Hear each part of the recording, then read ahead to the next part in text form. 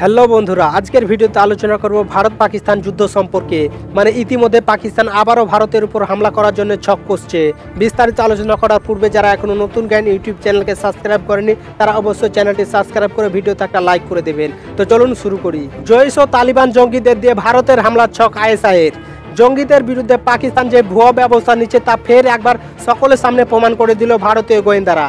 পাকিস্তানের মাটিতে এখনো একই রকম ভাবে সক্রিয় রয়েছে জঙ্গিরা এবং ভারত বিরোধী নাশকতার ছক যে বন্ধ হয়নি তা ভারতীয় ইন্টেলিজেন্সের ফের পর্দা ফাঁস করে দিল। ইসলামাবাদের মিথ্যার পর্দা ফাঁস করে ভারতীয় ইন্টেলিজেন্স জানিয়েছেন পাকিস্তানের গোয়েন্দা সংস্থা আইএসআই ভারত বিরোধিতার ছক কষে চলেছে। এক্ষেত্রে কাজে লাগিয়েছে জৈশি মোহাম্মদ ও তালিবান জঙ্গিদের। পাকিস্তানের বালাকোটে ভারতীয় এয়ার স্ট্রাইকের আগে জৈশ, তালেবান ও হাক্কানি নেটওয়ার্কের জঙ্গি কমান্ডারেরা আলোচনায় বসেছিল।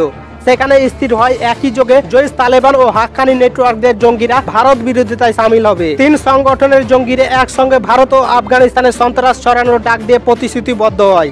ইন্টেলিজেন্স সূত্রের খবর, আফগানিস্তানের বসবাসকারী ভারতীয় ও ভারতীয় দূতাবাসের হামলা চালাতে পারে জঙ্গিরা। এই জঙ্গি যোগাযোগের মূল হোতা পাকিস্তানের গোয়েন্দা সংস্থা আইএসআই।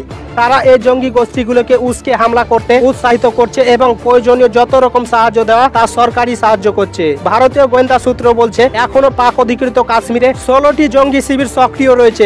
এখনো পাকিস্তানে 16টি জঙ্গি শিবির রয়েছে। গত বছর 560 জন জঙ্গি সেখান থেকে প্রশিক্ষণ নিয়ে বেরিয়েছে। তাদেরকে ভারত বিরোধী হামলায় কাজে লাগানো হচ্ছে। ইন্টেলিজেন্সের খবর, পাকিস্তান ইতিমধ্যে আইএসআই এবং বিভিন্ন জৈশি মোহাম্মদ ও তালিবান জঙ্গিদেরকে সাথে নিয়ে আবারও হামলার ছক কষছে ভারতের বিরুদ্ধে। ভারত ও আফগানিস্তানের উপর হামলা চালাবার ছক কষছে ওই সমস্ত জঙ্গিরা যাদের সাথ দিচ্ছে পাকিস্তান। ইতিমধ্যে পাকিস্তান কিন্তু কোন রকম জঙ্গিদের বিরুদ্ধে পদক্ষেপ নেওয়া হয়নি। যেটা ইমরান খান জানিয়েছে তাদেরকে গ্রেপ্তার করা হয়েছে এবং তাদের বিরুদ্ধে কড়া ব্যবস্থা নেওয়া হয়েছে, সেটা সম্পূর্ণ মিথ্যা। এবার পুরোপুরি দায়িত্বটাই তুলে নেবে ভারতীয় সেনাবাহিনী।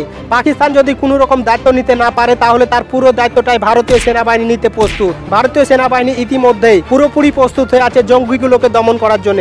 তাদের ইতিমধ্যে ইনকাউন্টার পর্ব চলছে এবং যতক্ষণ না পুরো কাশ্মীর সীমান্তটাকে জঙ্গি মুক্ত করতে পারছে ততক্ষণ তাদের ইনকাউন্টার পর্ব চলবে বলে জানিয়েছেন। পাকিস্তানের এই নিচক ছক কখনো তারা সম্পূর্ণ করতে দিবে না ভারতীয় সেনাবাহিনীরা। পাকিস্তান যদি কোনো রকম মনে করে লুকিয়ে ভারতের উপর হামলা করবে তাহলে কিন্তু ভারত ছেড়ে কথা বলবে না। ভারতের সেনাবাহিনী ইতিমধ্যে যুদ্ধের জন্য প্রস্তুত হয়ে গেছে। তারা যে কোনো হামলা রুখার জন্য প্রস্তুত। তাই কতটা প্রস্তুত এবং ভারতের কতটা সামরিক সক্ষমতা রয়েছে চলুন দেখে নিই। কলকাতা ভিত্তিক একটি প্রতিবেদনে জানানো হয়েছে, সামরিক বিশেষজ্ঞদের যুক্তি হলো সার্জিক্যাল স্ট্রাইকের সেনাবাহিনী সাফল্য নিয়ে মোদী সরকার ঢাকঢোল পিটিয়েছিল, কিন্তু পাকিস্তান এবং প্রয়োজনে চীনকে একসঙ্গে টক্কর দেওয়ার ক্ষমতা সেনাবাহিনী বা বিমান বাহিনীর রয়েছে কিনা এটা নিয়েও রয়েছে বড় প্রশ্ন। এর আগে পুরীতে 2016 সালের সেপ্টেম্বরে হামলা এবং সার্জিক্যাল স্ট্রাইকের পর সেনাবাহিনীকে জরুরি ভিত্তিতে ঘাতক ট্যাঙ্ক এবং ক্ষেপণাস্ত্র, রাইফেল, গোলাবারুদ ইত্যাদি কিনতে হয়েছিল। গত বছর সেনাবাহিনীর উপপ্রধান লেফটেন্যান্ট জেনারেল সরোজ সংসদীয় কমিটিকে জানিয়েছেন সেনাবাহিনী 68% অস্ত্র সজ্জ ভিন্টেজ,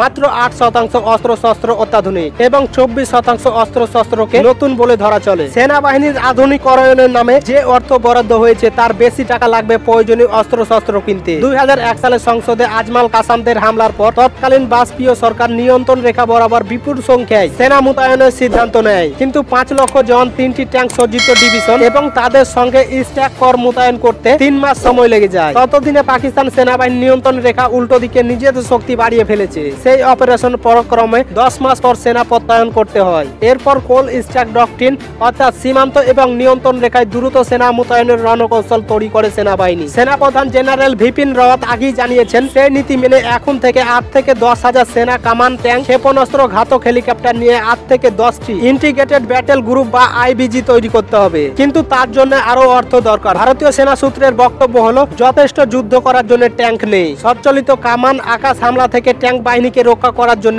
এয়ার ডিফেন্স সিস্টেমের অভাব রয়েছে। আরো পুরোদমে যুদ্ধ হলে 2 সপ্তাহ আগেই গোলাবারুদ ফুরিয়ে যাবে ভারতের। বিমান বাহিনীর প্রধান air chief marshal Birendra Singh Dhanoa জানিয়েছিলেন অনুমোদিত 42 স্কোয়াড্রন যুদ্ধ বিমানের মধ্যে মাত্র 31 স্কোয়াড্রন যুদ্ধ বিমান রয়েছে। তো বন্ধুরা, ভারত এইরকম শক্তি নিয়ে পাকিস্তানের উপর কতটা আক্রমণ করতে পারে অবশ্যই কমেন্ট বক্সে জানিয়ে দেবেন। ভিডিওতে একটা লাইক করে চ্যানেলটি সাবস্ক্রাইব করে নেবেন। ধন্যবাদ।